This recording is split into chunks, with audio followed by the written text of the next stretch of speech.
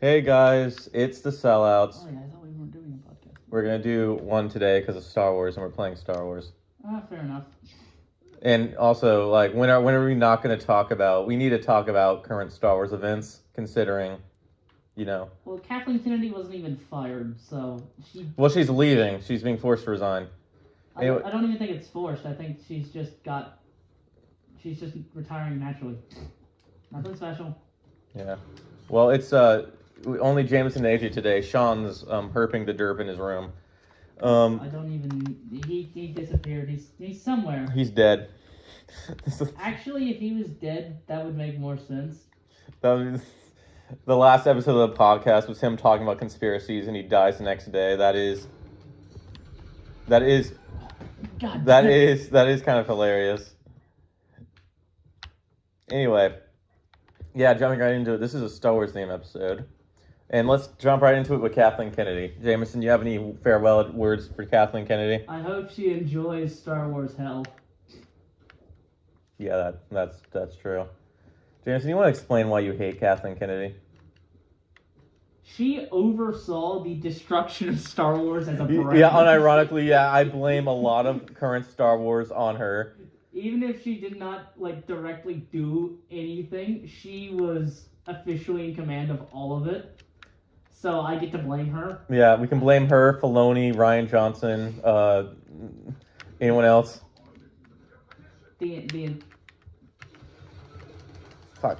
Who else was responsible? J.J. Abrams, yeah. Dude, fuck J.J. Abrams, honestly, dude. Mr. I'm going to copy point for point. Let's copy point for point, like, everything about the previous movies, and then make it my own. Also, I hate his writing style, too. I've seen people... You mean a mystery box? Yeah, a mystery box. I'll make a mystery, Jameson, but you have to figure out the answer.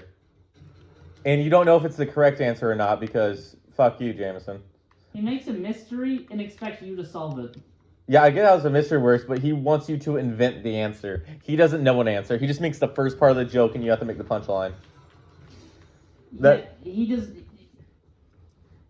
He'll set it up with no intention of finishing it off or paying off. There's no... Like, it's literally the anti-storytelling. How not to start storytelling. Tell a story. He'll set up something that looks cool. At least, in The Force Awakens, Rey touches that lightsaber and, goes into whatever that realm is. I don't know, there's the prism world. That was never explained. Did they ever explain what it was called? They never explained that. That was just, I don't know. Yeah, again, granted that was more Rian Johnson.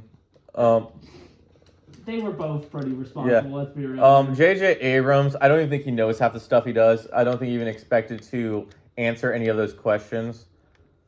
I think he wanted someone else to answer them for him. For him to set it up loosely and shittily. Yeah, no, if you want to set it, then why even, agree to direct anything? He fucked Lost, he fucked Cloverfield, he fucked Star Wars. Anything he touches just blows up in his face. He's just not a good director. He really isn't. He has one trick, and it's the same writing style. It's what's in the box. What's in the box? I don't know. Tell me. I don't know. That's for you to decide. It's one thing to have it, a mystery, but, Star Wars has never really had that much mysteries. Yeah, it becomes more pretentious after a while. Or at least... Oh, damn. Yeah, at least a mystery that wasn't solved almost immediately. That is absolutely true. Star Wars is not subtle. The Emperor's rise to power was not subtle. Nothing in Star Wars is actually subtle. You say what you will about Star Wars, but subtlety was never in it. No. Subtlety was the exact opposite of Star Wars. Yeah, it's a good space opera, but everyone in it, every single thing in Star Wars is just completely unsubtle. You want to give a good example, Jameson, so we don't sound like we're pulling out our ass? Okay, let's start with the proclamation of the Empire. Oh, yeah. It's not just a decoration that they sign on a wall and just say, yep, we're the Empire now. It is a grand spiel with the Emperor rising up with thunderous applause all around. They might as well have been smiling. And then she even says it, Padme even says out loud, "This is how democracy dies, with thunderous applause." That is literally Okay, there's subtlety, and then there's Star Wars. Sequel trilogy subtlety. The First Order, right? Yeah. So the Empire was fascist, right? Yeah. Authoritarian, right wing. The First Order had fucking, might as well be Nazi banners. Their troops lined up in a formation like Triumph of the Will, and then literally doing the Sieg Heil. Yeah, dude. It's obvious. We've all seen the edits of Hux speaking German. Yeah, and then blows up the planet. Yeah, no, it's at least I can't believe I'm saying this. The prequels were more subtle.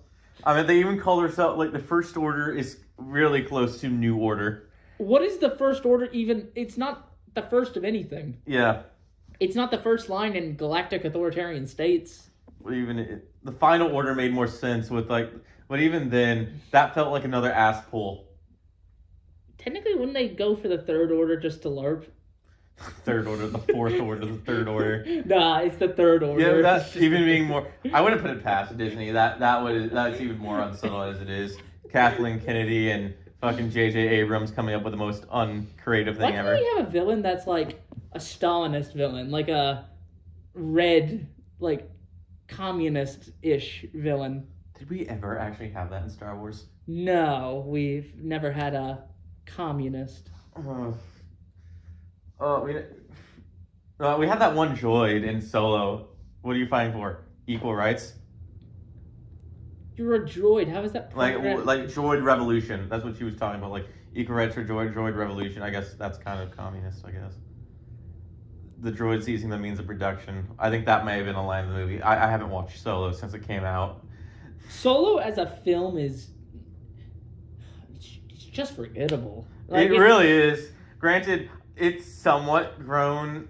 People somewhat softened up to Solo a bit. People look at it and they're like, minus Rogue One. Granted, this is Disney. It was right before the real shit show started happening. Yeah, no, I think people look back on it and be like, I judged you too harshly. Did Solo come out before or after Last Jedi? After. Yeah, after. After, because the reason it failed is because Kathleen Kennedy, I think, said it was Star Wars fatigue. People were sick and tired of Star Wars. I wonder why. Which goes to show you that they don't understand the fans one bit. Yeah. Because if you think people get tired of Star Wars...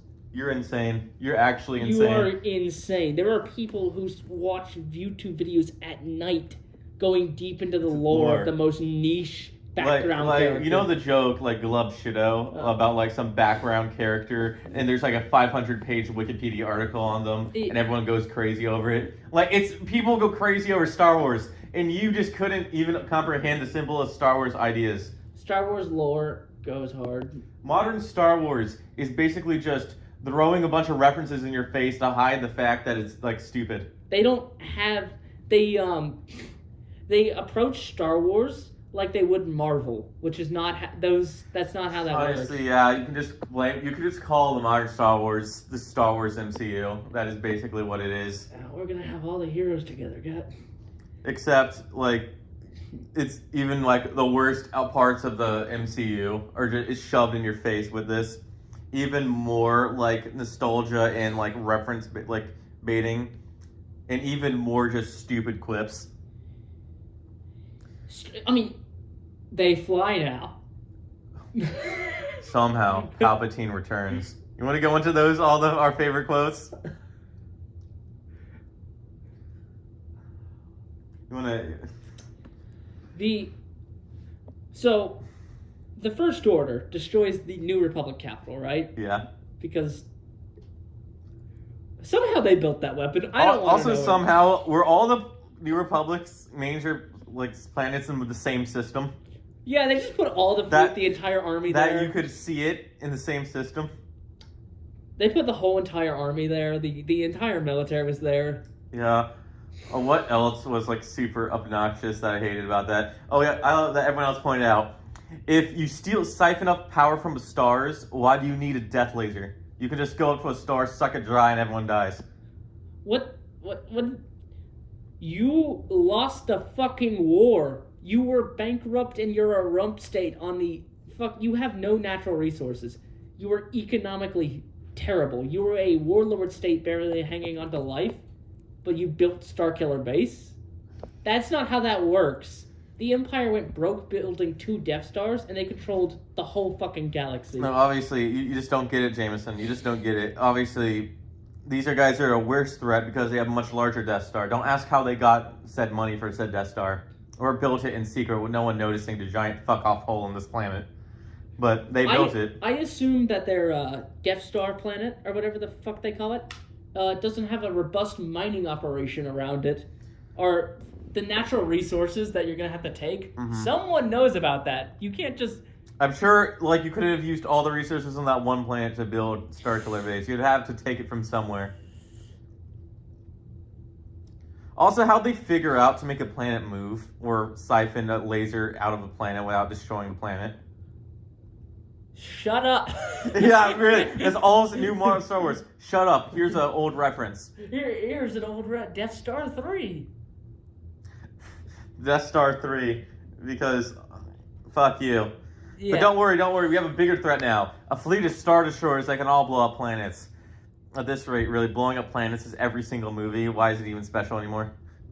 First off, if this technology is here, right, you've miniaturized Death Star technology?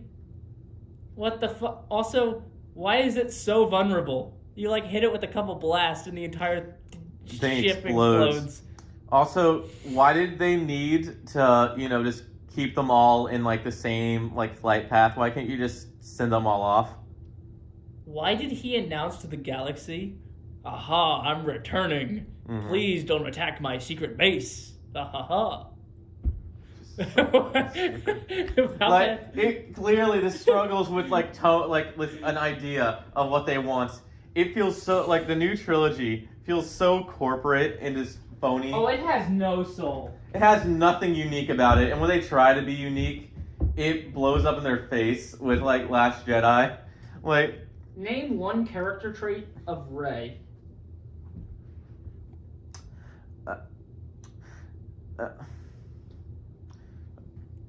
Yeah, actually, wait a second. Wait a second. Yeah, I can't think of either a negative or positive trait she ever had. I think so. She's a scavenger on the desert world, right? Yeah. Completely like surviving on her own. Mm-hmm.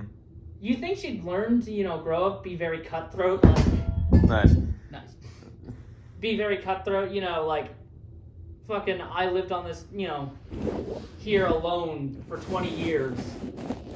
I know what goes around here. I need to defend myself and look out for myself, mm-hmm. number one. But no, she's generous, kind, sweet. Like, what is her flaw? Luke was arrogant. Yeah, Luke was arrogant. Mark Hamill's greedy, but... Yeah, I'm still gonna bring that up. Who the fuck charges $300 for a fucking autograph? And that's the lowest price of an autograph. And Anakin was prideful. Yeah, Anakin was prideful. Also, he was kind of would you say lust was also his sin? Since he was like, he was really obsessed with Padme. Okay, well, I mean, lust usually refers to just sexual attraction. I know it was a bit more than just sexual attraction. I know some lust is. I know it can extend beyond sexual attraction. Whenever I hear lust, I mean. Yeah, I get that. Yeah. Attraction. I meant like gluttony can also mean like drug addiction. That is true. Yeah, and whatever this is gluttony as like food addiction. But I'm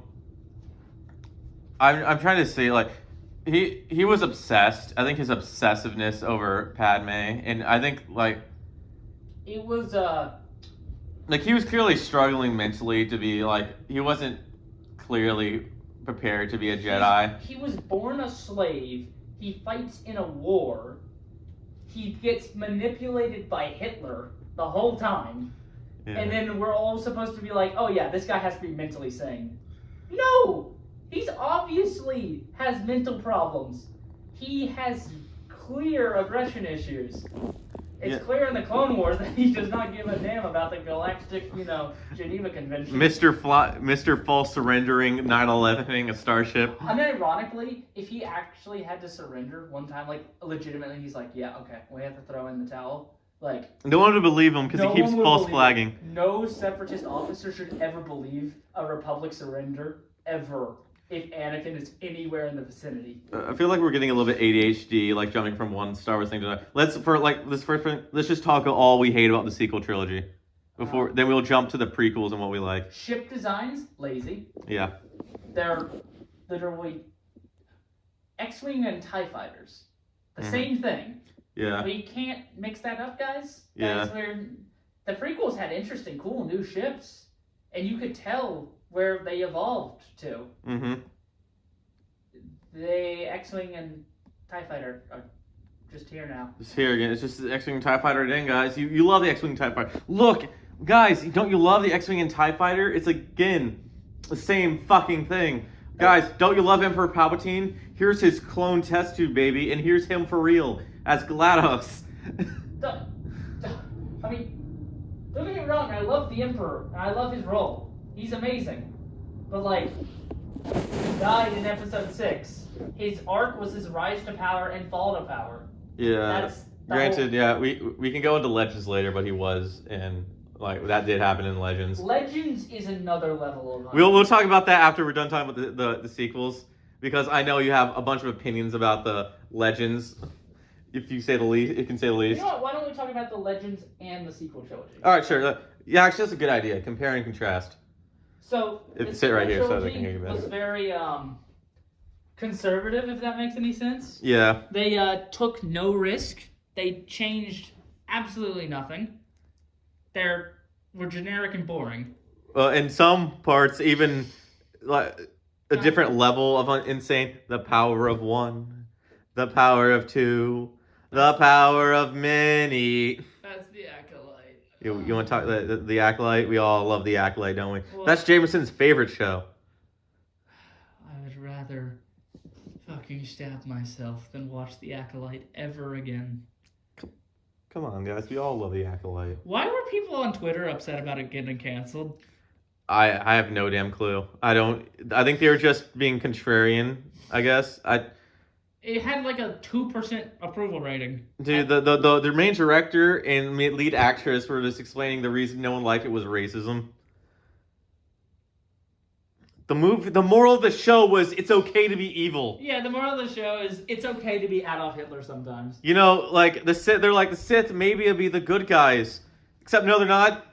George Lucas himself said the whole series is good versus evil. There's not like a fucking weird. Yep, I get there's a gray area sometimes, but not with the Jedi or the Sith. Those are like the two groups of people that's good and evil with. You can't be the closest thing to a neutral character. A gray Sith or someone slightly more morally complex would be a character like Dooku, a more complex. But we threw that out the window, didn't we? Oh yeah, no, thank you, Dave Filoni. Thank you, Dave Filoni. We threw that out the window. Like the only gray characters in the show are like bounty hunters, and even sometimes, and that's even like rarely too. And but like, let's just talk about like again. So you have the space Satanists and the space church of Buddhists, the Catholic Church of Buddhists or something. That's basically what the Jedi and Sith are. Yeah, no, like, if you watch Star Wars and you don't see, like, all the references to Christianity, you're not watching it, right? Yeah. Like, the Jedi are a mix of Buddhism and, like, the Catholic Church, and obviously the Sith are fucking Satanists. Yeah, no, the Sith are obvious, like, Palpatine is literally meant to be the devil, like, Satan Anakin is literally Satan Hitler. Yeah. Like, virgin birth, really, guys? Granted, they kind of retconned that with, I think, Darth Plagueis being his dad, or using the Force to grade him. But then they scratched that for the Acolyte. Now the two girls are born from the Force, making Anakin not special at all. Thank you, guys. Thank you, guys. The one fucking thing that was entirely centered around both the prequels and Darth Vader himself is now thrown out the window. What the fuck was even the prophecy for? Maybe they're the chosen one. God, if they continued that would have been the case. Lord knows if it wasn't canceled, that would be the case. Star Wars fans would just throw down the fucking every. I am surprised there has not been a Star Wars boycott of all products. Of all products, yeah. Like, there kind of needs to be. Mm-hmm. They don't care for their fans. They think of them as endless money pit to fucking abuse. Yeah, that is We'll true. throw out some cheap slop. And they'll eat it up, guys. They'll eat it up. And the sad part is they're not entirely wrong. Sequel trilogy supporters are just stupid. I'm not even going to pretend that they're... Yeah, honestly, anytime I watch the sequels, it just feels too corporate.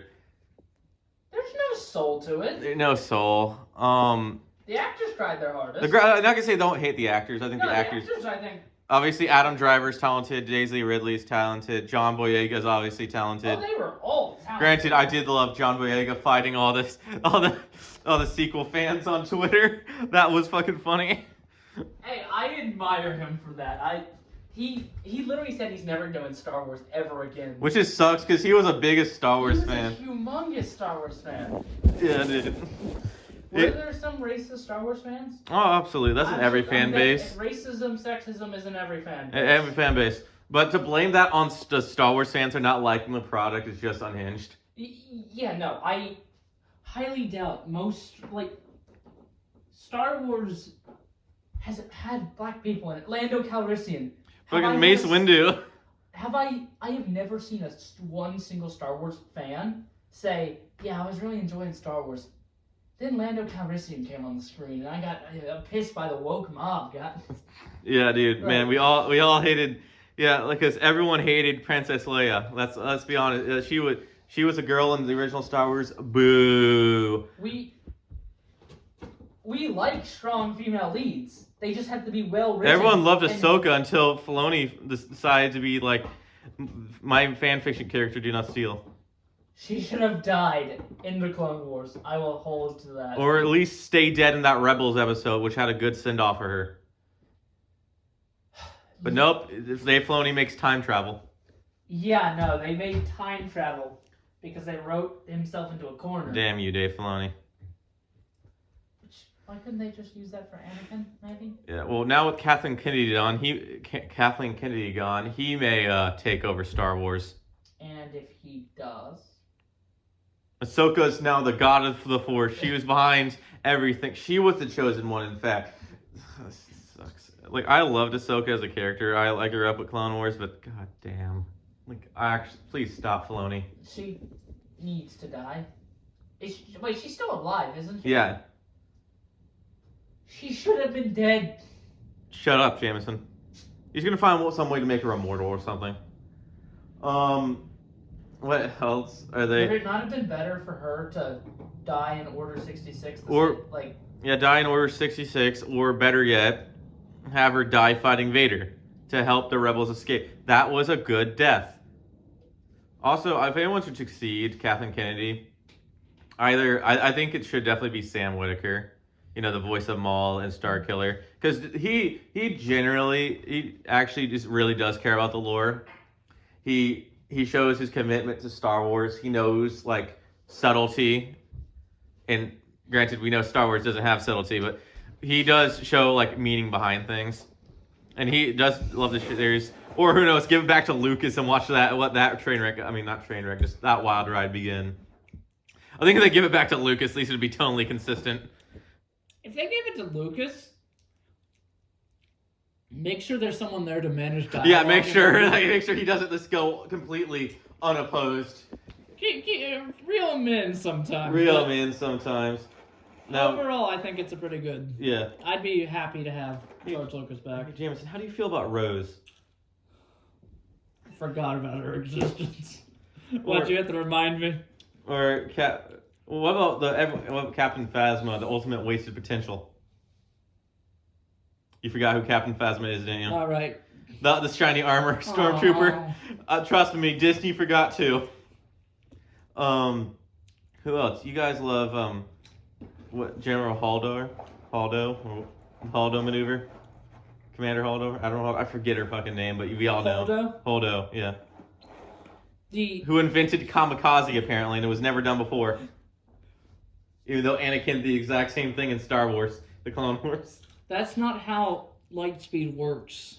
And if it was that effective, you'd think they would put like droids and ships and hyperspace into things.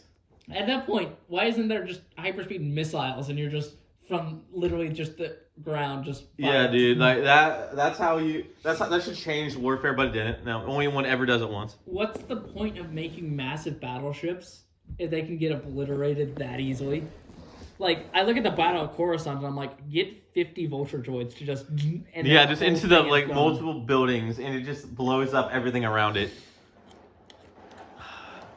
Hey, at least, Jameson, at least you're not that one guy that, the video of the guy that breaks down crying to, the Light Rise of Skywalker.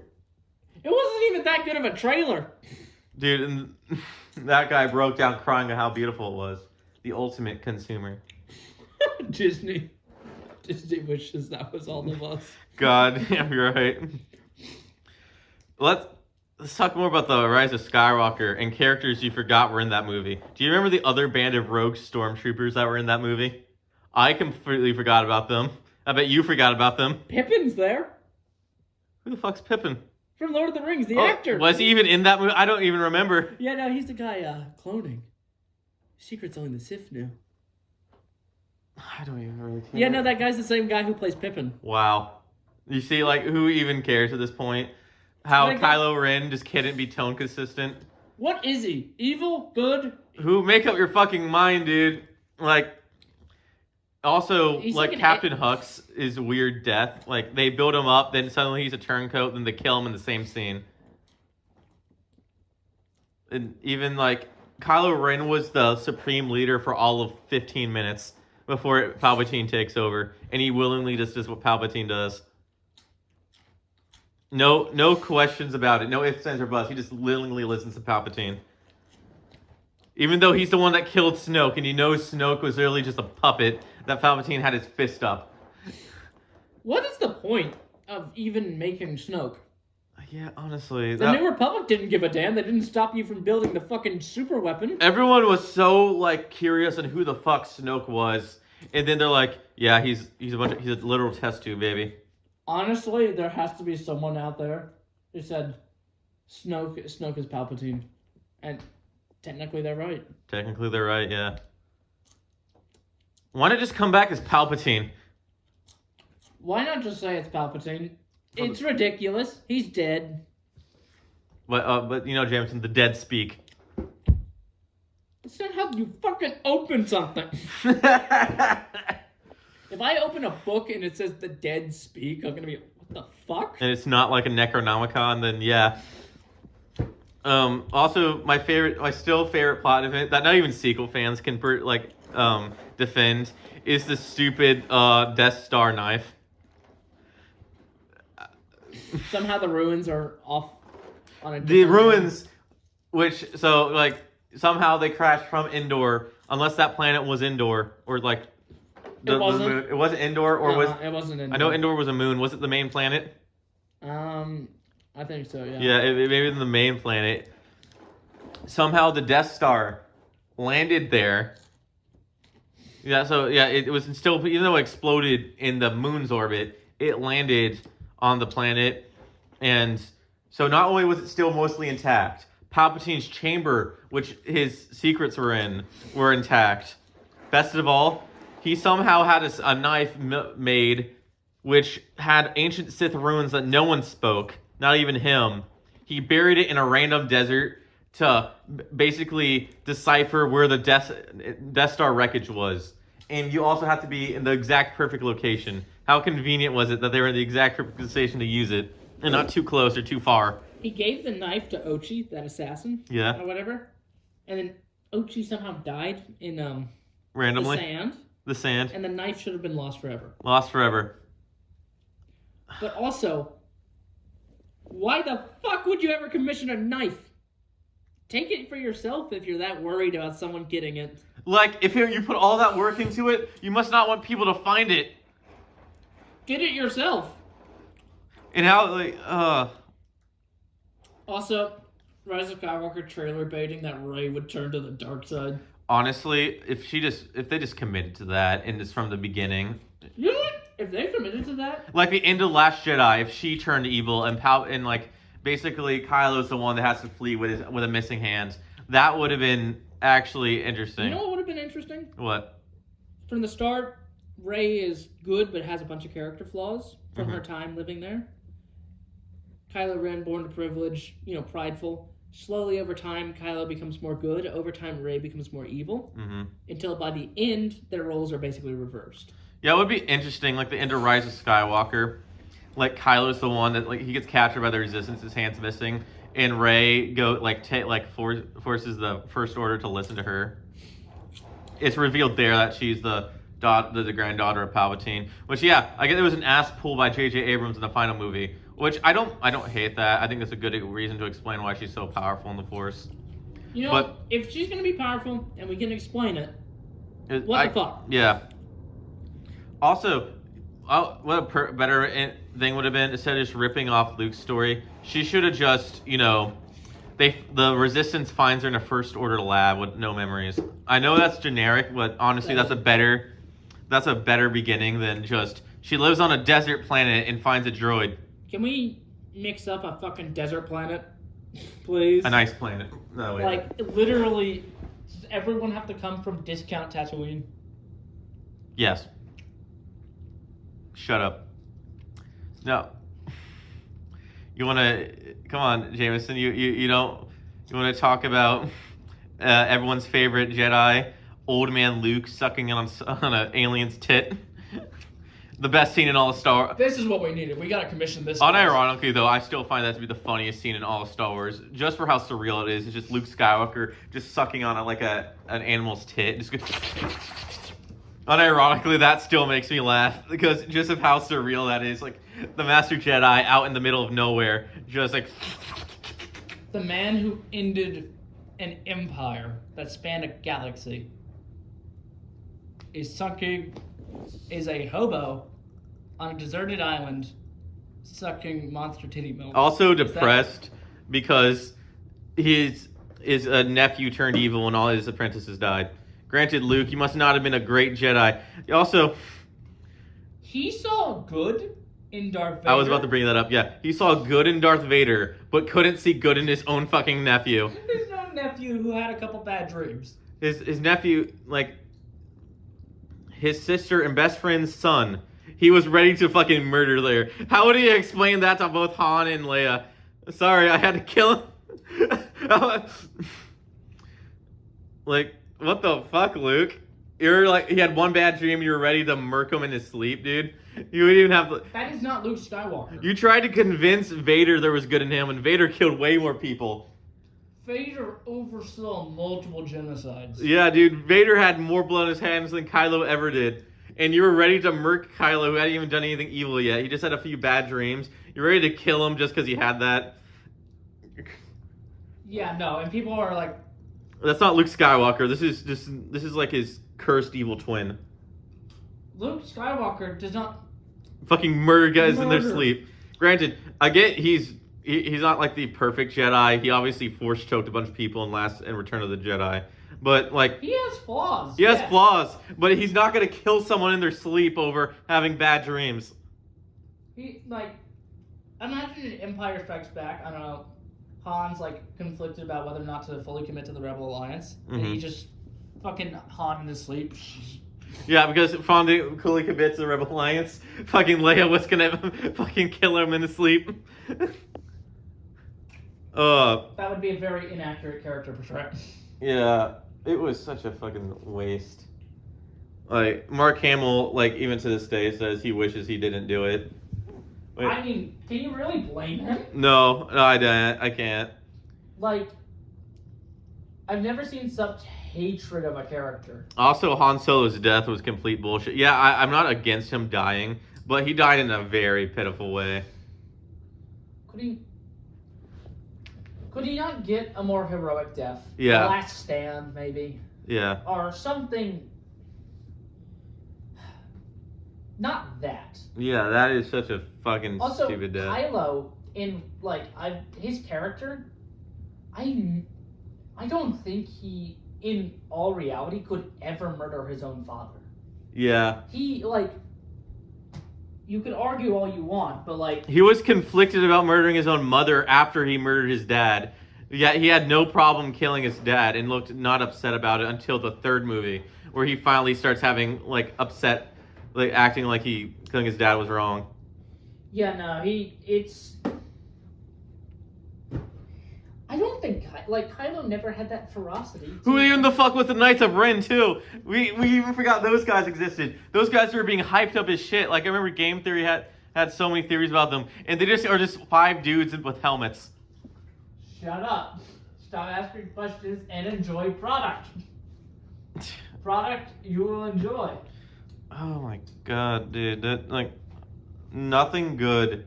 I don't think it's ever been made successfully with the sequel. Yeah, there was cool visuals. Palpatine using Force lightning was pretty cool, but like there's nothing really entertaining that you'll get out of it. Now, Jameson, do you want to talk about Reylo or do you want to talk about the Legends first? You have a long rant about both. I know you have strong opinions of Legends. I think Legends are cool. Obviously, it goes unhinged at some places. I'm kind of neutral on Legends. Jameson has some opinions on Legends. If you want to let Jameson rant a little bit. They're unhinged as fuck. The galactic government changes like 8 times in the span of 3 years. That is true. That is. There's like a second Order 66 because what the fuck. Honestly, it's interesting. I'll say that Legends. Granted, even some of Legends was retconned with the prequels. Like there was a different Clone Wars. Okay. And weirder stuff, but like I think the Legends are fine. There's stuff I like about Legends. Do I think it's all perfect in every way? No, I'm not going to delude myself in believing that. There's a bunch of stupid moments, even in the Palpatine clone arc. Luke turns evil just because he wanted to know what his father, like why his father did.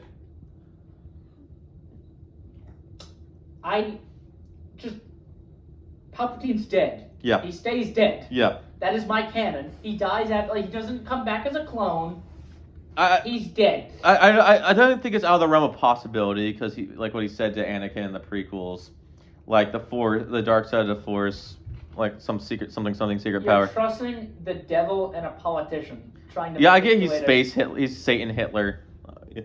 Yeah, but I get it. I mean, yeah, he probably had delusions about trying to figure that out and probably spent 50 quadrillion credits on it. Or even cared to do it. That's a good point. But like, let's be real here. I think Palpatine's story works better with his death. You can have Imperial remnant states. You can have a bunch of other things. You could even have Separatist remnants fighting Imperial remnants to fucking control the Outer Rim. I don't know. I like Legends was willing to go all out. Go all out. Granted, the one thing you can say about Legends is it's original. I'll give that. They did not copy us. They did not copy a single thing. It was like a roller coaster from beginning to end. Like Mary Jade, that Luke's love interest. What else? I get they copied a bit from Legends, like Han Solo's son being evil. But like a lot of stuff gets wild, like the Force goddess or whatever coming in, annihilating Coruscant and turning it into a jungle world. That was fucking wild. The Yu Zhang Vong.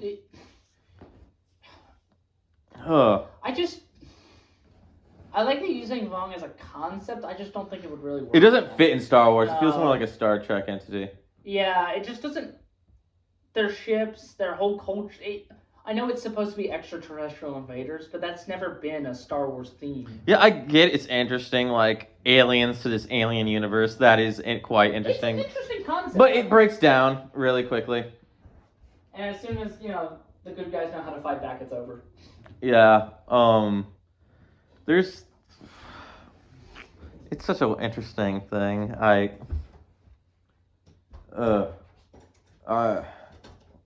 both like, again, I'll just repeat, I like Legends. Sequel Legends is interesting. What do you think of prequel Legends, like the original ideas that happened in like the past before the main movies?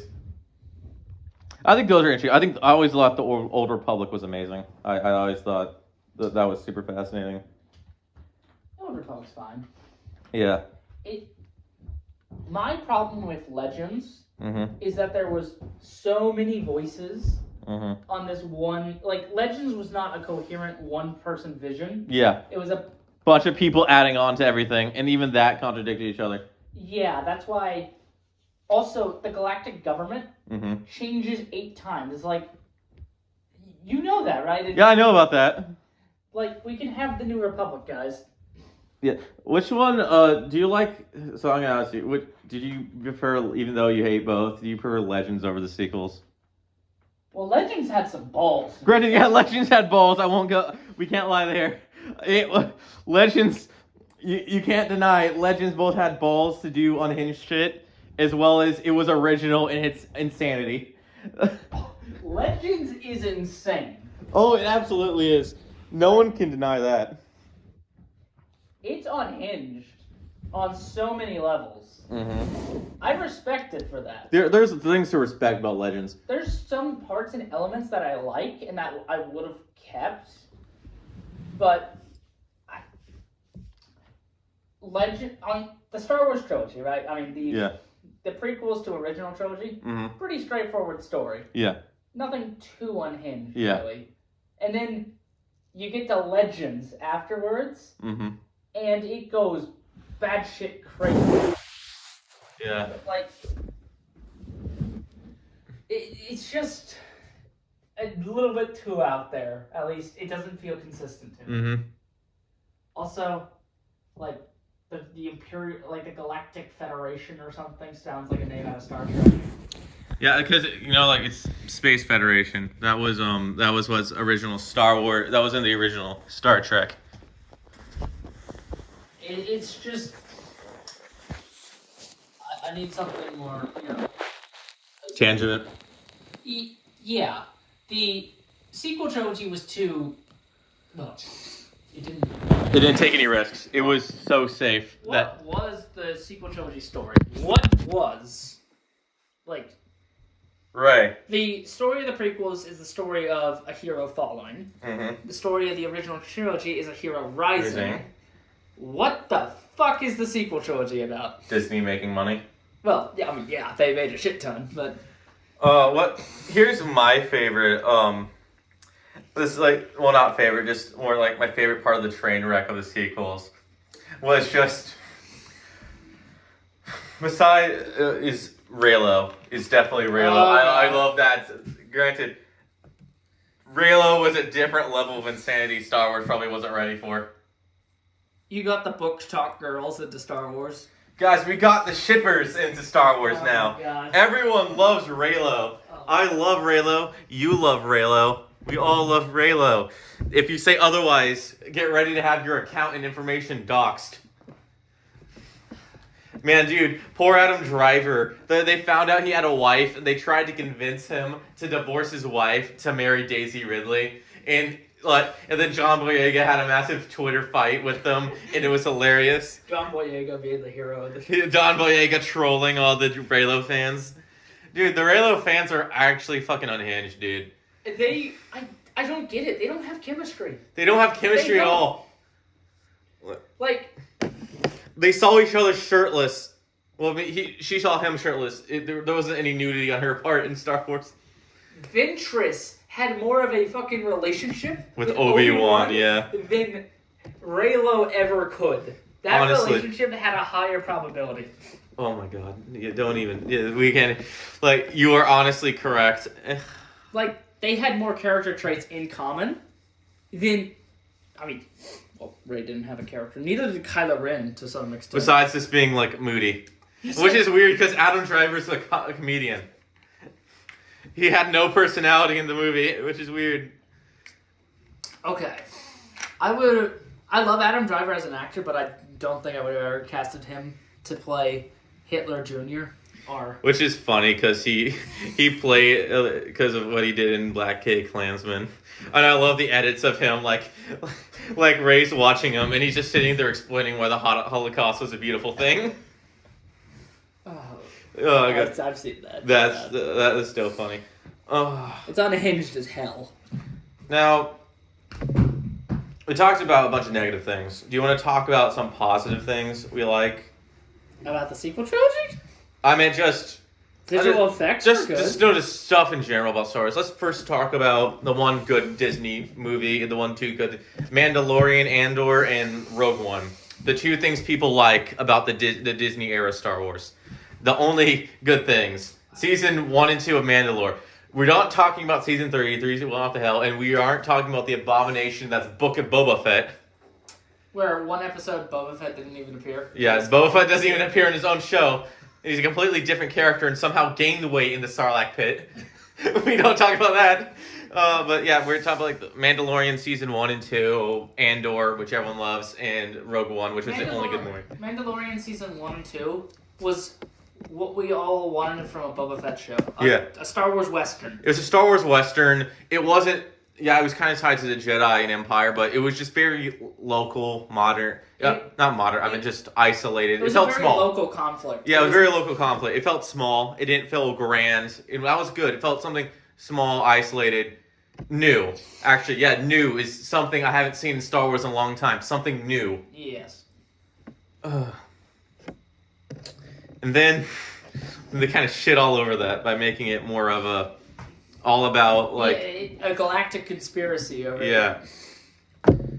Then we have the beauty that was Rogue One. Rogue One, again, is the best one because, guess what? It has nothing to do with Jedi.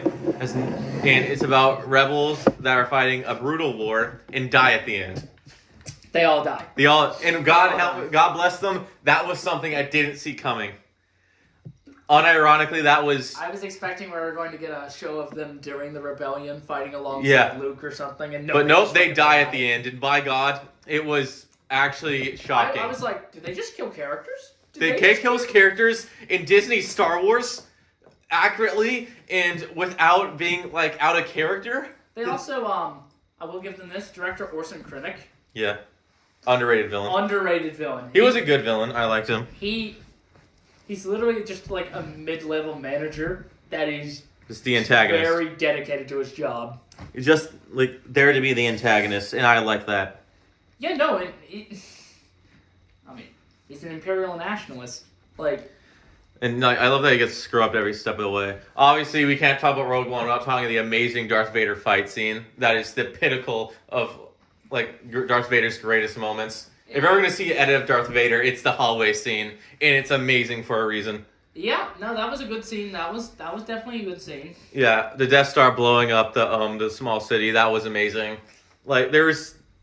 The only downside I didn't like was the CGI Tarkin and Leia. That was a bit weird, but I besides that, like, the movie was good. I think that is... If that's your biggest complaint about the film... Is that the CGI characters look horrible? A lot of the characters, at least, didn't really have that much of a personality. They were very simple characters. Yeah. But they died. But they felt more real. And they also felt like, with their blandness, you could put yourself in the movie. I mean, the monk guy had a personality. The heavy weapons guy. I mean, they didn't have, like, an in-depth lore that one, like, Imperial defector. Yeah. They all felt like real characters. They felt good. It felt like the main character, like the guy, was it Cassian Andor? Andor? Yeah. He felt like a character. He was complex. He wasn't clearly a good person. He was willing to gun down people. Oh, he was most definitely not a good person. Yeah, but he was still like a main protagonist. That was good. That was something you want. He was complex. He hinted at a darker side of him. The main girl was complex. I mean... She was way better. She had more of a character than Rey ever did. And no one ever hated her. She actually fits when we first see her, she's in prison. Yeah. She fits, at the start, the person of someone who's on the run in prison. In prison. She fits that. Mm-hmm. Rey never fit the scavenger, living on the edge of society character type. Mm-hmm. And, well, Jameson hasn't seen Andor, and I only, just started it, so... I've seen bits and clips and I watched some videos on it. Yeah, obviously everyone's glazed Andor, and they glaze it for good reason. It is good. It seems alright. It doesn't focus on the Jedi, now that did Rogue One, and thank God about that. The Jedi are a cool aspect of Star Wars, but they do not need to be in every minute thing in existence. My favorite thing about Rogue One is the rebels didn't feel like the ultimate good guys. They were complex, they were willing to gun down people. They actually felt like rebels, and they were the good guys, but they weren't the perfect good guys. Saw Gerrera doing terrorism. Saw Gerrera using actual just being Al Qaeda. Yeah, it was actually good. And I'll defend Rogue One. You don't have to like it, you don't have to love it, but it is still the best thing Disney Star Wars has ever produced. By far, that's not even close. I did like the 2 games, Jedi Survivor and Jedi Fallen Order. Those were good. I like those, but still, like, I think Rogue One was still the epitome of good. Now let's talk about our favorite aspect of Star Wars, the prequels. You can't go wrong with them. You can't go wrong with prequels. Jameson, you have always strong opinions of the prequels. I'll let you go first. My 2 major flaws with the prequels. One, the acting, obviously. Well, that. That. But it's There's no defending the acting. No, yeah. Only one is like Palpatine's the only one putting any effort into it. He's clearly having the time of his Oh, life. he's having a blast. He clearly has the time of his life. He's the only one putting 100% into everything he does. It's Everyone else, though. the CGI. The CGI, yes, that is very egregious. Don't get me wrong. I understand the time. Yes, it was the time, and if it was done, I think the CG, somehow get them back to their ages of the time or whatever to do it. Have a fucking dialogue coach or something. Yeah. Plus, a prequel's remake. Is that basically get the actor somehow de-age them using fucking witchcraft or something Disney you find them. I think it would go perfect. My only criticism of the Phantom Menace, other than the obvious, is I felt Obi-Wan should be more in it. Yeah, Obi-Wan should have been more in it. Attack of the Clones, the detective scene. They need to start blaming more Republic warmongers instead of Padme Amidala being it was the Separatist guys. It was Dooku. Buddy, he's trying to logically, he's trying to leave the Republic. Why in any way would he want to kill the guys wanting to make peace? I'll let you talk all about Dooku because you have very strong opinions on the character, and then I'll talk about Grievous and how the Clone Wars butchered him horribly. I guess I'll start with Dooku's butchering. Yeah. So Dooku in Attack of the Clones introduced. He is an elderly gentleman, right? A man of class, a man of culture. He's not prone to sadism as far as we know. He seems to have joined the Sith more for political reasons than for, I want to be Hitler. Yeah, he's not really space Hitler. He's a complex... Yeah, he's doing bad things, but he's wanting to do it for right reasons. Yeah, no, in his core, at least what he started off doing is good. You can show him going down a darker road bit by bit. But Dooku was a chance to have a complex character. And you go to the Clone Wars... There is no moral grayness there. There is not a single ounce of any, Oh, yeah, no, Star Wars The Clone Wars, as much as I love that show to death, Grant, it is, Dooku is irredeemable. Dooku is just a Saturday morning cartoon villain. I don't even know if he had, he has no actual plans besides being an asshole. He's straight up just Megatron. Haha, next time Jedi flies away. The fucking Separatists never win. They never win. Except for that one episode where they just try to show the Separatists can get away. And look, Massacre, the episode where they kill the Night Sisters. They massacre a third party. They can't even hit the main people. Oh.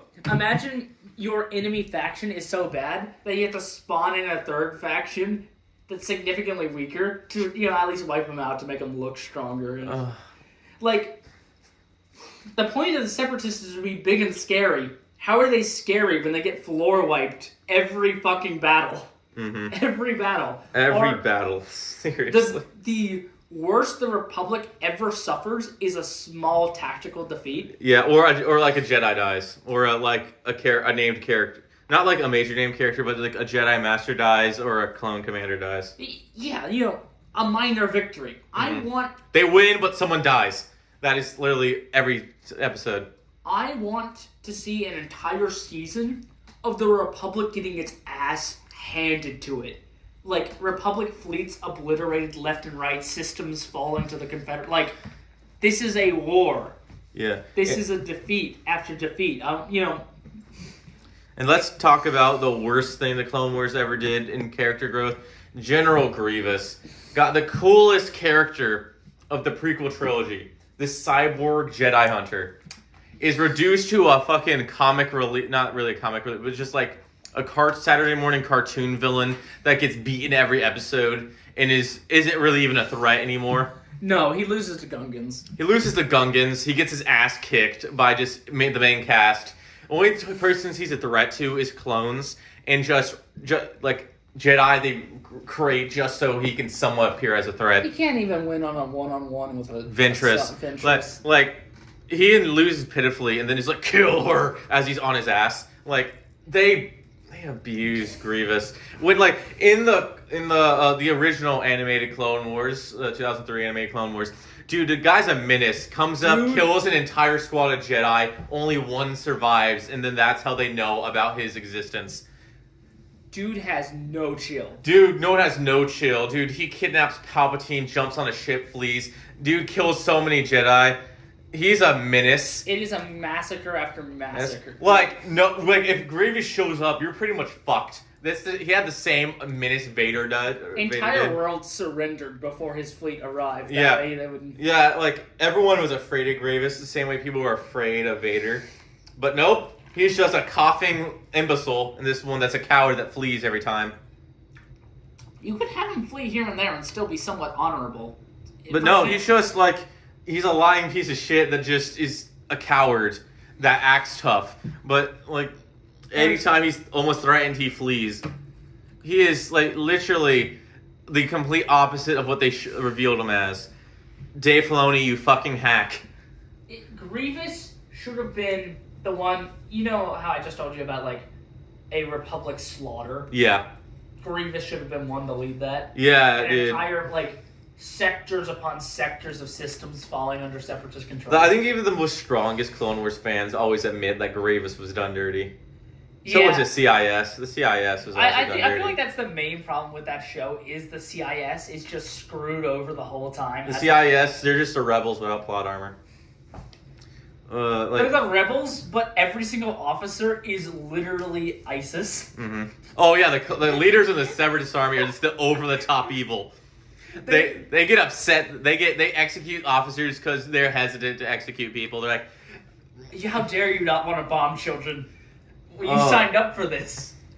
Like they're just actually just unhinged people from beginning to end. I get that's kind of the point. Like they want to make the Separatists the villains, both in lore propaganda wise by Palpatine and to have a kid show. Which again, I know that's a horrible excuse. You can be a villain, but you like villains can be more than I am literally Adolf Hitler. We're literally the SF. You could have a Separatist officer be, I don't know, too blind by ideology to realize that the Separatists are just as evil as the Republic or something. But have him still believe in his cause.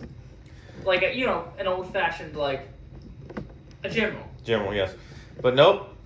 They're all just douchebags. Remember the shark guy? Yeah. He sent as like an advisor to help the Quarren. Yeah. Trying to join and then just decides, I'm going to lead the planet now. Fuck you guys. I'm killing your leaders. And yes, I also assassinated the king, as I mentioned that openly.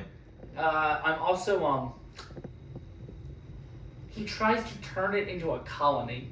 Yeah. He's sent there as a military advisor, an attaché. And then turns it into a colony for his own planet, which I don't think... Why the fuck would Dooku ever agree to such a stupid idea? That's a stupid public move. That is also... Yeah, I get most of his decisions are supposed to be subtle, but that's going to be completely... Even if, let's say they won, how does that explain to both the Confederate Congress and as larger propaganda for the people on the CIS?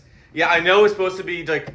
I know it's basically like a fake war, and it's all just like Palpatine's behind it all. But how do you even just try to justify that in any meaningful way?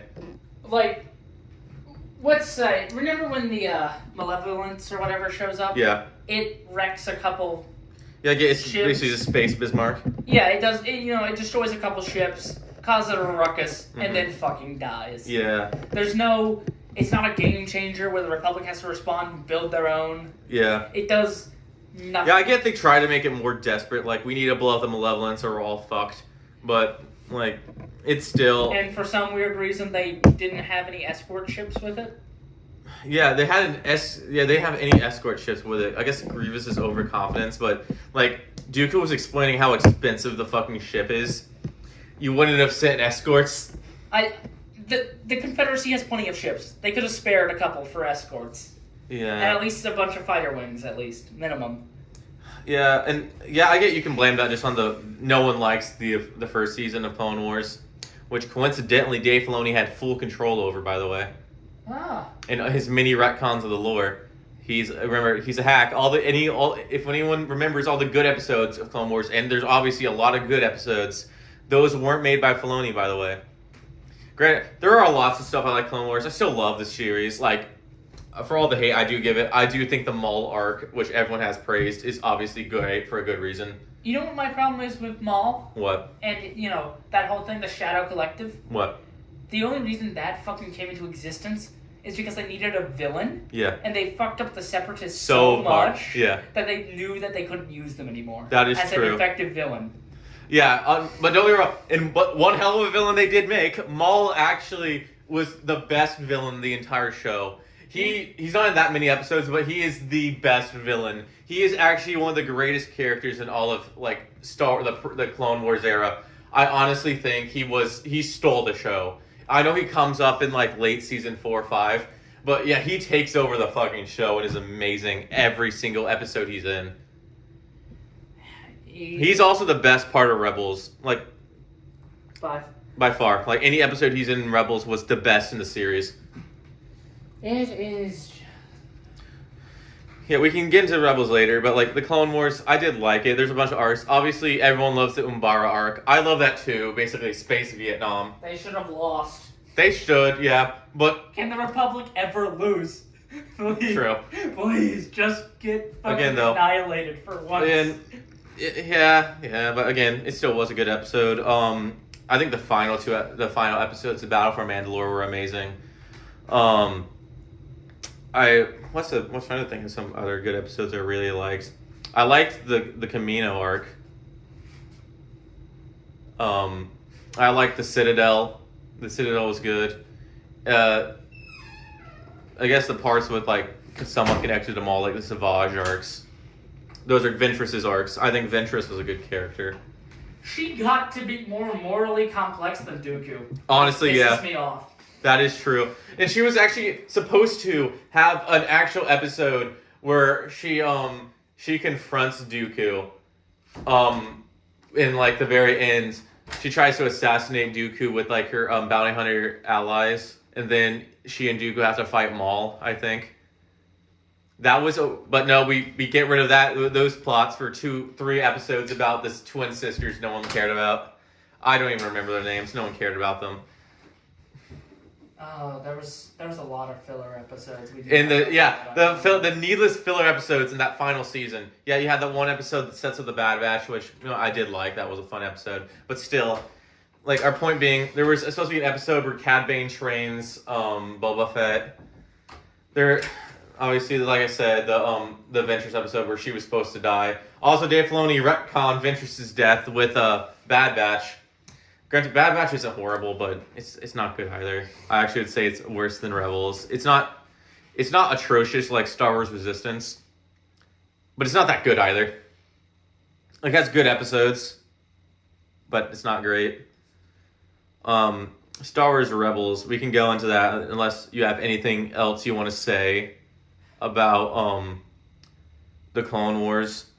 Again, it had amazing Star Wars moments. Some of the best I associate with Star Wars, undeniably so.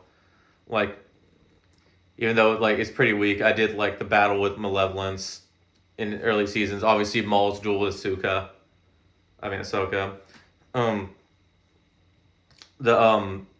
The Geonosis arcs. Yeah, I know they're early seasons. They weren't that good, but I do still remember the super tanks and how fun they were. Death Watch was cool, and how we all somehow forgot Bo-Katan was a literal terrorist that burned people in their huts. I don't think it's ever explained about how Geonosis got back under Confederate control. Or how Pago the Lesser got out of jail, or Wat Tambor got out of jail. Stop asking questions. Yes, I know. I should stop asking questions. Also, I love the Confederacy and Ryloth is like, sir, what do we do with these innocents if we bomb them? Bomb them. Sir? Bomb them. Sir, we're here to win a military. I think all the Mandalore arcs episodes are pretty good. Is it bad that Darth Maul probably showed more care for civilians than the average separatist officer? Yeah. Again, Darth Maul was like a Shakespearean villain and was I still think the best villain Clone Wars ever had. But they brought him back because they fucked up Dooku. Yeah, that's true. Yeah, I get you're right. he shouldn't have come back, but again, I'm really glad he did, and I will accept. Yeah, the fault. Yeah, they fucked up Dooku, and yeah, that's unfortunate. But I still think it was really worth it. Maul was cool as hell. Don't get me wrong. I still will die on the hill that if they had not screwed up Dooku and the CIS, Maul, the Shadow Collective, all of that would have never existed. Granted, they did fuck up the Shadow Collective, how they decide to disband randomly. Maul just, he builds them up and decides, yeah, you guys can go. I mean, what is their idea? It could have been a third faction to rival the Empire. The Empire can't, destroy the underworld.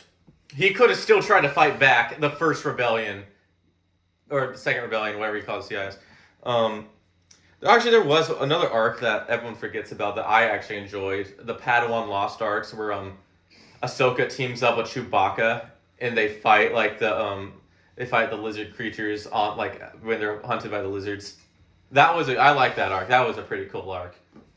And I even did like the underwater arc, even though it had a very lame, stupid, over the top cartoon villain. What? People always use this excuse it's for kids. Kids can understand moral complexity. Yeah.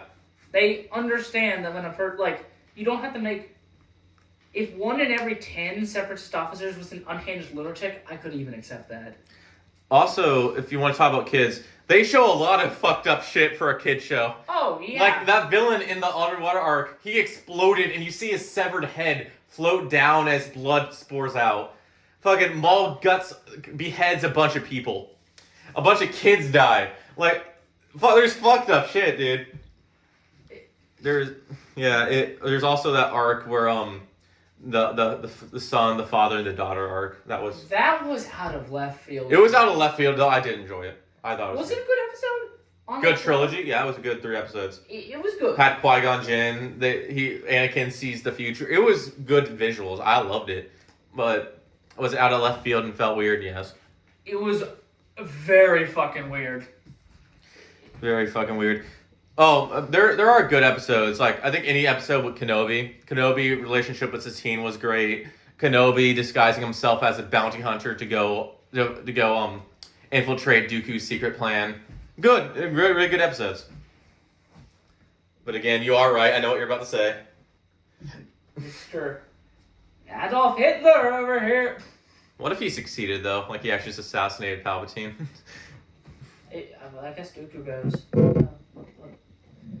Dooku, even though they made him a cartoon villain, he also was a terrible Sith. He never once tried to betray his master. Oh no, he always came back as a lapdog. Honestly, though, it was...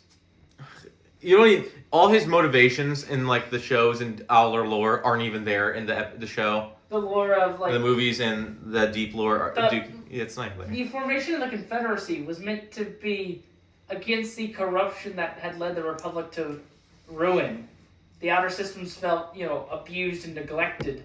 Mm-hmm. Which, to be fair, they were quite right with that. Mm-hmm. And then Dooku, you could show them being evil.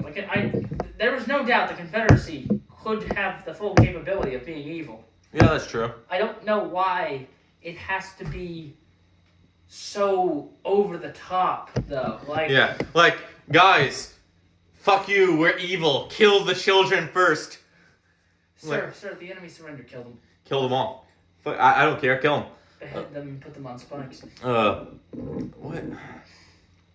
Well, it's really hypocritical because I know there's I forget, it's the lemur guys, and they're they try to argue that the Republic and Separatists are both equally destructive. Yeah, but then the Confederates come in and they're like, we're gonna fucking napalm their town. Super laser. Fire the defoliator tank, and we just vaporize their town.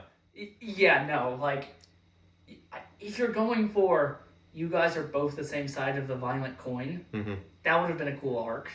But you can't show that with the Confederates literally just being like, okay, I see civilians, bomb away. Bomb away, kill them specifically. Sir, there's military targets. No. Target the preschool. Target the preschool. Yeah, just kill the children first and make them parents watch. No, like that would be a Separatist officer quote. Where the fuck did Dooku hire these people? Fucking the insane asylum. Yeah, most likely. You go to Galactic Insane Asylum. Like, hey, you guys want to be in charge of the army? Sure. Yeah, you look like a good officer. I murdered 5 children. Okay. Oh. Here's your uniform. Okay, here's your uniform.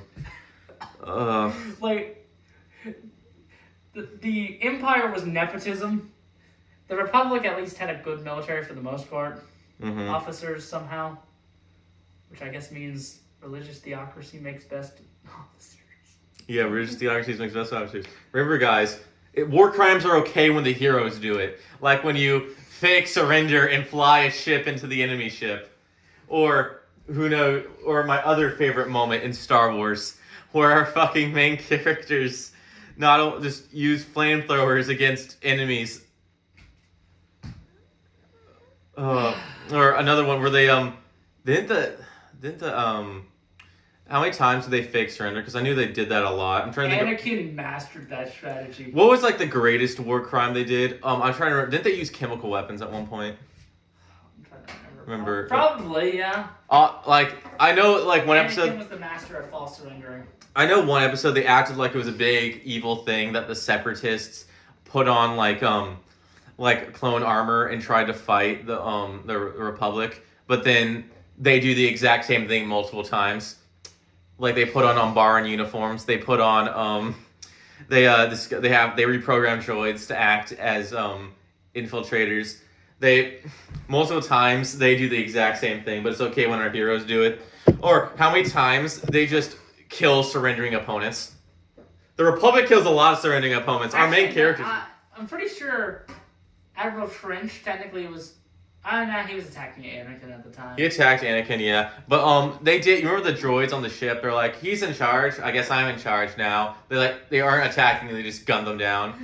Or when I know they're technically droids, but that doesn't mean. You remember that one scene when Ventress is like, I bet you expect me to surrender, and then Anakin's like, actually, I'm gonna have the clones execute you right now. Like, what the fuck, dude? Bro just said, nah. Nah, kill him. Today.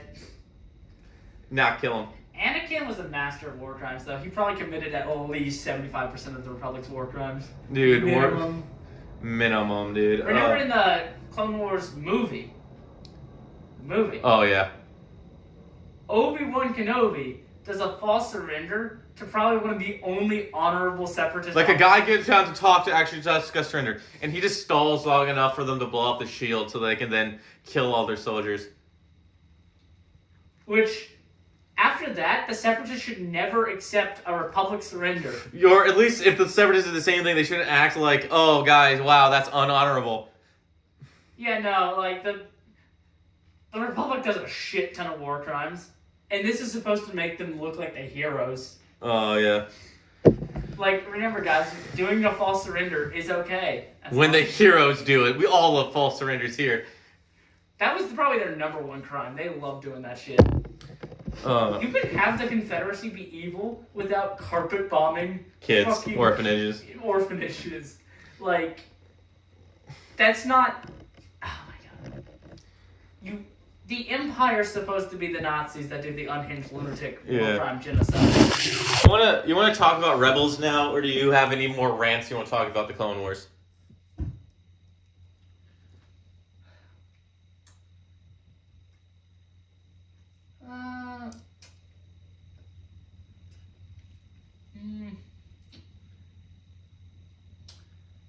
Ahsoka should have died. Yeah, Ahsoka should have died. We established that. All right. Rebels.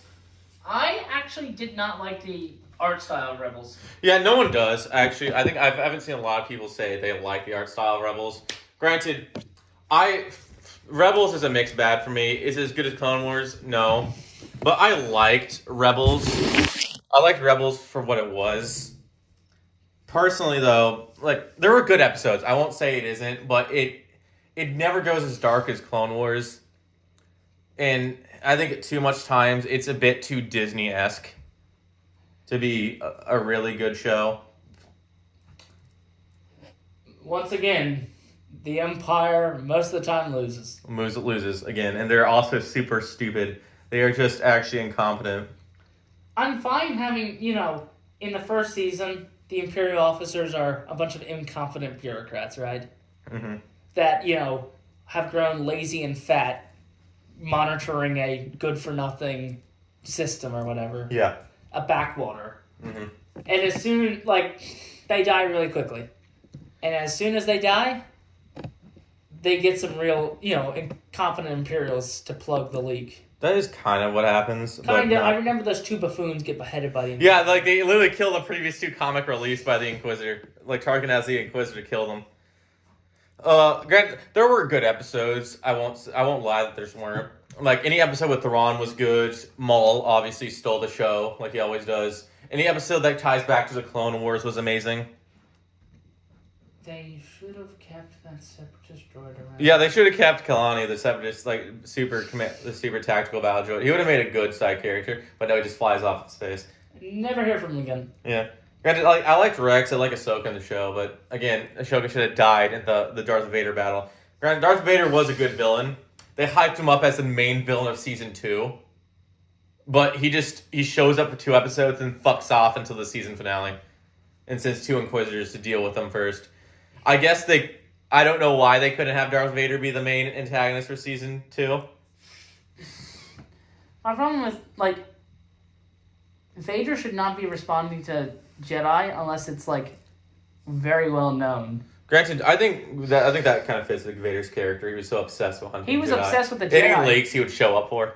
Yeah, but he also really wanted a challenge. This is, a small master and a Padawan. Yeah, and I get he's still obsessed enough to hunt them down, but he does show up for again 3 episodes. He shows up, berate some people, leaves, and then shows up for the season finale, and then leaves again. He's a busy man. A very busy man. In the early days of the Empire, obviously, yes. And I always found it weird that we went from the Grand Inquisitor to dies in the first season, and then it goes down to 2 lower rank Inquisitors, but that's supposed to seem like a bigger threat. That always was weird to me. Yeah, no, the way they, if the Inquisitors fail, Vader should be there. If the first Inquisitors fail, then the Grand Inquisitor should show up. Then Vader should show up. But no. Actually, I think Tarkin was in the show more than Vader did. And then Thrawn was more in the show than both of them were. I don't know why they needed Thrawn. Granted, it was cool to see Thrawn. Cool to see him, but they wasted Thrawn. Disney ruined, they didn't ruin Thrawn. He was actually one of the good villains.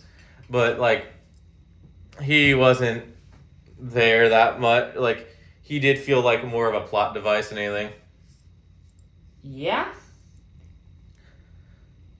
No, I did like the characters. Again, I liked Agent Callus. He was a cool villain for a bit. They need effects. And I thought it was a good as a rebel. Cool arc. He had a cool arc. I'll give him that.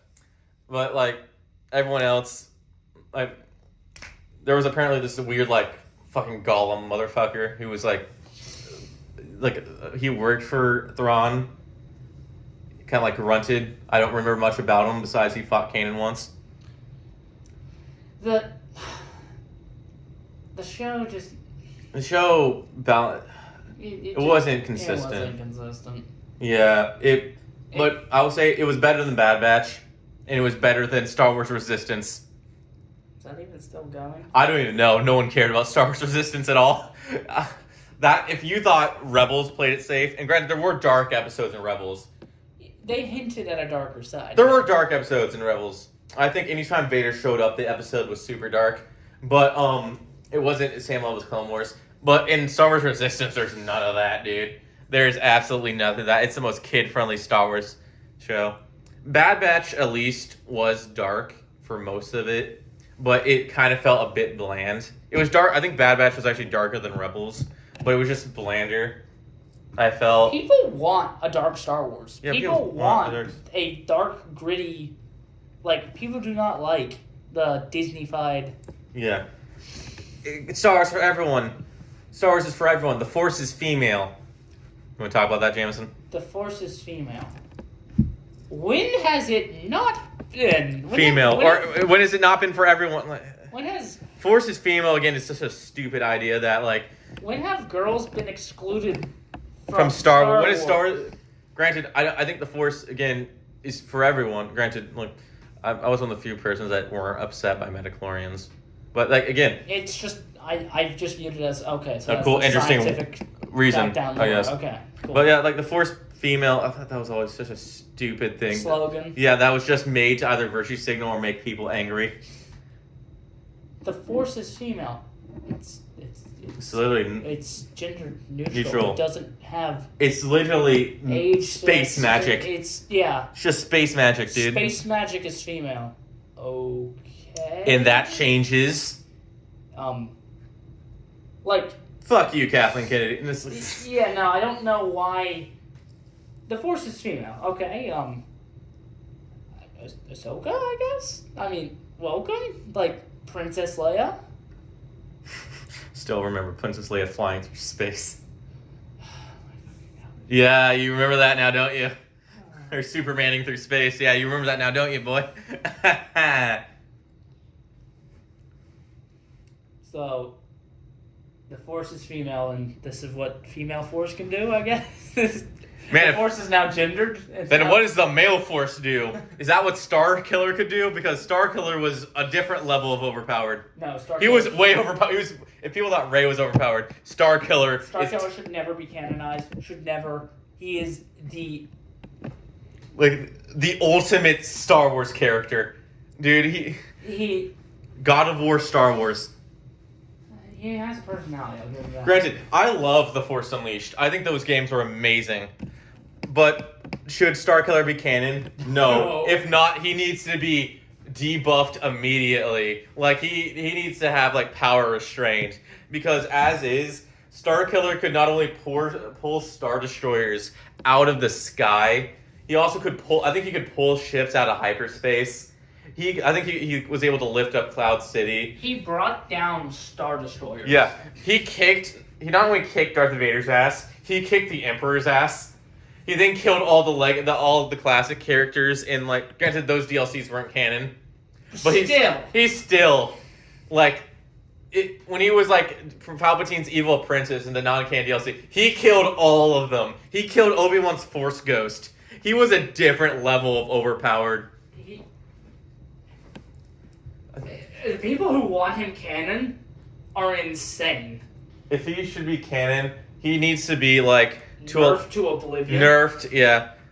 I also thought he should have been like the main antagonist of the Ahsoka show. That would make sense. Darth Vader's apprentice and Anakin's apprentice fighting, but he should have definitely be debuffed. If they made that canon, and maybe I don't know, Vader trained him a little bit before saying "fuck off." Actually, I think he should have been Ezra, which a lot of people were hinting, and I think the show kind of hinted that Ezra was going to be Starkiller. I think if they committed to that, committed to that, that would have been like. Both their masters, both the former Jedis that trained them, became blind, and then had to train them blind. But yeah, honestly, if the ending of Rebels had Ezra becoming Starkiller, I think that would have been the perfect ending, and not them having the equivalent of a massive war crime where they bring all the Imperials into one ship, then blow it up, and pretend like they didn't just commit mass murder. If they commit to Ezra going to the dark side and becoming Starkiller, they're gonna have to hint at his darkness way more than they did in the actual. They kind of did. He always said he wanted revenge for what happened to his parents. Yeah, I know they hinted at it, but I'm talking more of bouts of aggression. He was being trained by Maul a bit. If he just actually followed what Maul was teaching him. Which is what I'm saying. I wanted to. Yeah, that would have been cool. I really wish they didn't just back out and pussy out that. He should have become Starkiller. I think if he became Starkiller, Rebels would have been the best show. Everything would have paid off. I think that would have made Rebels amazing if he became Starkiller. I think that would have made Rebels amazing. If he became Starkiller, Rebels would have been the best show. Everything would have paid off. I think that would have made Rebels amazing if he became Starkiller. I think that would have made Rebels amazing if he became Starkiller. I think that would have made Rebels amazing if he became Starkiller. again, it should be interesting. They kind of made Force Unleashed canon. They made Starkiller's like Jedi Master who trained him. I forget his name. He was mentioned in the Kenobi show. So their Force Unleashed may become some reality. I'm curious to see how they'll do that. If Force Unleashed is here, it's gonna have to be. He can't be pulling Star Destroyers out. That is no. But I think it would be interesting since Sam Whitaker voices them all, and he voiced Starkiller. He then trains Ezra, and he became Star. There's be some interesting thing. There's something there. There's something there. That is the one thing I think would have been the most amazing thing that they dropped the ball on. They can never commit to a character going. They can't. They can't. Honestly. If Disney did the fucking prequel trilogy. Anakin never would have became evil. Anakin never becomes evil. Or he was just a douchebag from start to finish. Oh, yeah, he's a douchebag, and I don't know why he would have been redeemed. Okay, people like diverse characters. People do not like all the complex characters. Yeah, they like diverse, complex characters. If there's a legacy character, right? Mm-hmm. Mark Hamill, or whatever, Luke Skywalker. Yeah. And I don't know, he's been replaced by a black lesbian. And people are going to get upset about that because... Acolyte. Yeah, people get upset because it messes with the lore. And Lord knows Disney does not respect it. And I'm looking at you too, Dave Filoni, Mr. Change the name of the Sith homeworld because fuck you. I'm gonna have to go soon. Yeah, we can wrap it up. Any more Star Wars stuff you want to talk about? The Battle of Crate. Crate, yeah. In the sequel trilogy. Mm-hmm. I'm so glad there was a bunch of pre-dug trenches. Yeah. That was really convenient, And I'm so glad we taught us to not fight what we hate, but fight what we love, and then kamikaze someone when they're trying to have a human sacrifice, or just an actual heroic sacrifice. Finn got wasted that whole entire. God, what is the point of keeping Finn? He served no purpose in the Rise of Skywalker. He had so much potential. And also, do you remember he kept trying to tell Rey something, but never did the entire movie? That was never rectified. I think he was going to say, "Yeah, Rey, I'm force sensitive," or "Rey, I love you." I don't really care. I heard it was going to be Rey, I love you. Was that really what it was going to be? Yeah, I thought it was going to be Rey, I'm force sensitive. No, I thought it was going to be Rey, I love you. But Chinese audiences, test audience, responded negatively to interracial. Wait, really? Oh, God damn. Well, okay, good job. Disney isn't afraid to bow down to China. They do it in the Middle East all the time. They don't give China, that's where the pun is at. But you know what? I'll give it George Lucas. If one country's like, hey, this is, we don't like this in our country. George will just say, okay. You just won't show it in your country. Good day. Give it to George Lucas. Yeah, the prequels were somewhat of a mess, but it was a consistent mess, and there was a story being told. You felt like this was someone's story he wanted to tell. Was it good? Some parts. Some parts, yes. I'm not going to act like the prequels were all terrible, or that if every one was Revenge of the Sith. Yeah, Revenge of the Sith was amazing. I think it was one of the best Star Wars movies. Revenge of the Sith is on a league of its own compared to the rest of the prequel in terms of CGI and everything. Yeah, it's like everyone says that's the closest to the original trilogy they get. So if they did that for all three of them, no one would complain about the sequel trilogy. Mm-hmm. The prequel trilogy. It would just. What the hell? Oh, there's 5 dudes outside. There's 7 dudes outside just running down. I don't know. You know what? I know people will bring up, Jameson, and you can have a counter to that, is people will bring up, well, the prequels retcon some of the original ideas for what happened before the original trilogy. Those were tiny and minuscule compared to the stuff for Legends. Mm-hmm. That was years upon years of being... Also, a good example is Lucas directly had a hand in making this. This is what Lucas envisioned. This is Lucas approved. Lucas approved, Sam approved. This is his universe. He created it. It's his universe. I think he has top say. Am I going to disagree with a lot of his statements? Oh, yeah. Unbelievably, yeah. But ultimately, it's his vision. And it didn't... What I will say about the prequel trilogy, it never felt like a corporation. Yeah, it did not feel corporate, and that's what you can't say about the sequel trilogy. It's corporate from start to finish. It feels the prequel trilogy always felt Star Wars. If you want to feel even more corporate, look up Star Wars Outlaws. Oh, you told me about this. Yeah. Yeah, the prequel trilogy felt original. It felt. What do you think about the bait and switch? It's the Obi-Wan show. Actually, no, it's the Reva Inquisitor show. Yeah, it was so fucking stupid. Why? Star Wars fans are mad at you because you do this bait and switch. Every time, like, honestly. The Obi-Wan Kenobi show, I was hoping him and Darth Vader actually never met. Because, yeah, but they did meet, which kind of conflicts with lore and how they react to each other on the Death Star. From the Kenobi show, I wanted it to be him adjusting to the life of not being a Jedi, not being able to, like, use the Force in public. Mm-hmm. And I wanted to see him, like, at night, being, like, psychologically tormented. Mm-hmm. Maybe have even... If Darth Vader shows up, make it, like, just a dream. Him... Just his own guilt, a manifestation of his own fucking guilt. Like him in the desert, I don't know, fighting Vader. Yeah, hallucination. It's just a hallucination. Yeah. Something that he is haunted by. Mm-hmm. A specter in the sand that he can never forget. I feel like that is a way cooler idea. It doesn't even have to be a long series. Maybe 3 to 4 episodes. Not that big of a budget. Mm-hmm. Main thing would be for the actors. And it's just about him being psychologically tormented. Unapologetically agree. That sounds way better than what we got. And you know what we got? Just slock. Bait and switch. And that seems to be a common Disney theme now. It's no longer the Mandalorian show. It's the Bo-Katan show. It's no longer the Ahsoka show. It's the Sabine show. And it's no longer the Obi-Wan Kenobi show. It's the Reva show. Like, the bait and switch. No one fucking likes that. No one. We went there for Obi-Wan Kenobi. We didn't come out for some random character. You made a character in your show and expect, like... We came there for Anakin and Obi-Wan. We didn't come for this weird... Like, why wouldn't an Inquisitor give a fuck? Who cares, really? I don't... And granted, like, it just felt, again, corporate and schlocky. Like, it felt like this was just... I get, like, a good thing is, like, back to the books, original books or legends. It was some random person's idea. But with these, I know these are people's ideas, but at the same time, it felt like they were made out of just spite and not even there to tell a Star Wars story. Just to sell their own either self-insert or just to piss off people. I mean, they might as well just spit at Star Wars fans. Yeah, maybe just an entire show was just like some guy giving the middle finger to the audience. I mean, it would be...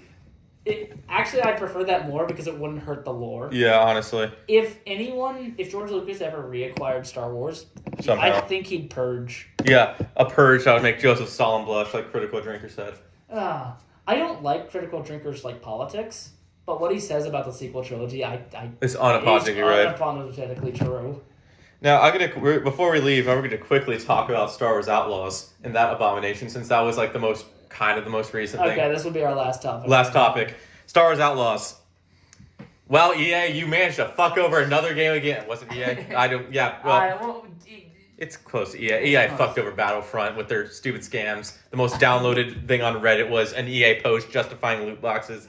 But this game was unforgivable. It's supposed to be about bounty hunters and crime organizations. But the main character is involved with the rebellion. And she's like not even a shitty person. She's just like an honest, good person that donates stuff to charity and just helps people in need. Not even a complex person. The coolest person in the show was the commando droid who became a bounty hunter post Clone Wars, but used to work for General Grievous.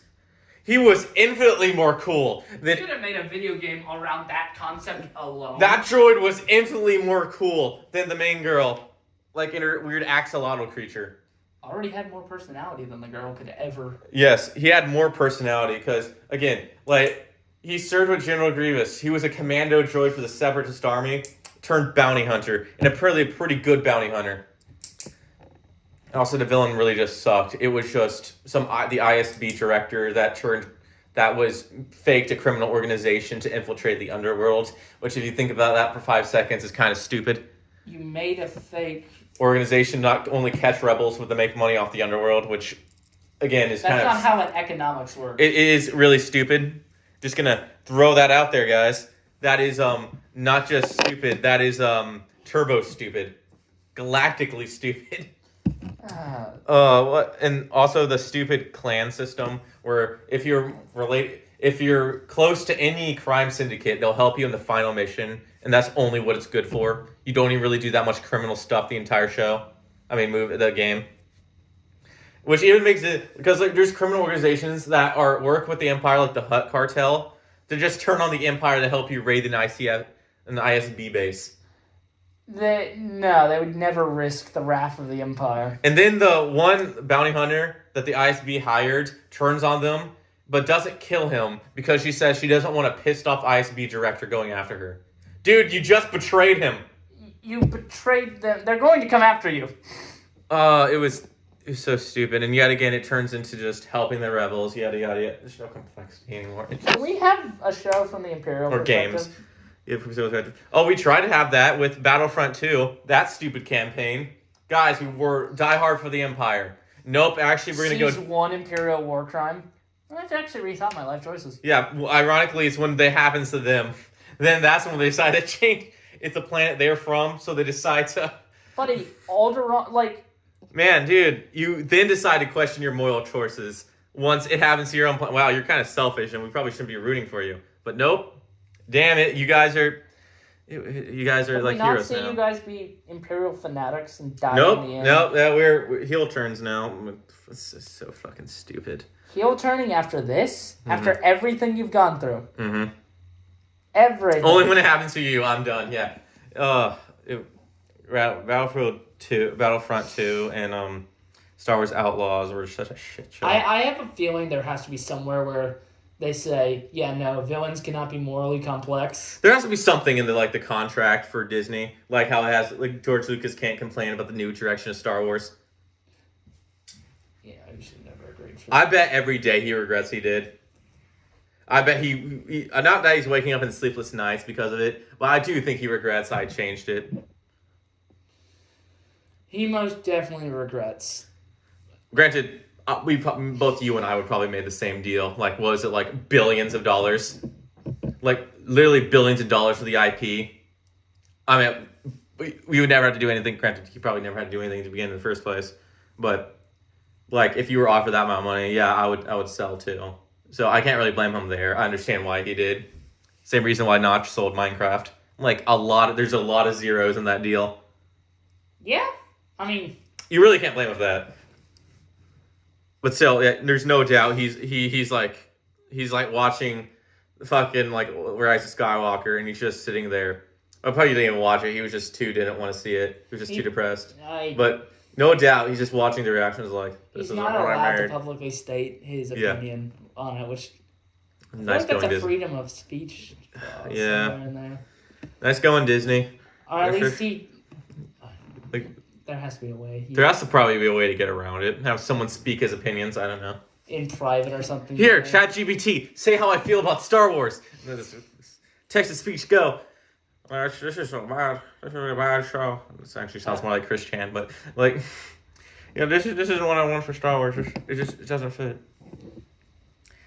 Yeah, no, is Mark Hamill greedy as fuck? Undeniably. Is he kind of an asshole? Undeniably too. But good actor. Good actor, and he also. Granted, Harrison Ford never gave a fuck to begin with. I think he loves Indiana. He openly says he loved Indiana Jones. Indiana Jones was his character. Yeah, and to be fair, he was just a carpenter on the show that was forced to be on the movie that was forced to be not really forced, but was convinced to be a main character. He did a good job. He did do a good job. Well, yeah, that goes with our Star Wars rant. We'll look to see where the current direction goes with Kathleen the Force's female Kennedy being sent to the wayside, banished to the Shadow Realm, if you want to say. No, the fifth stage of hell. The fifth stage of hell, the bottom of hell. She's getting turbo punched to hell, banished to the Shadow Realm. Are you ready? Don't come back, yeah. Or somehow Kathleen returns. Somehow Kathleen Kennedy returns.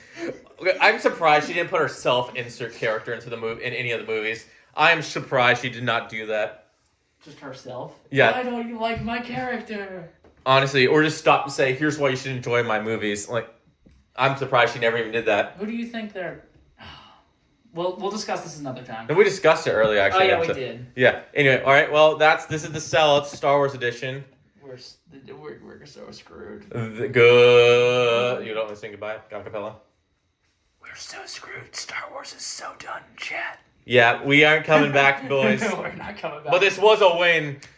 We'll take a win. We take a win where we can get it. So long, everybody. This has been Bye-bye. AJ. And this has been Jamie. Son. See ya. So long.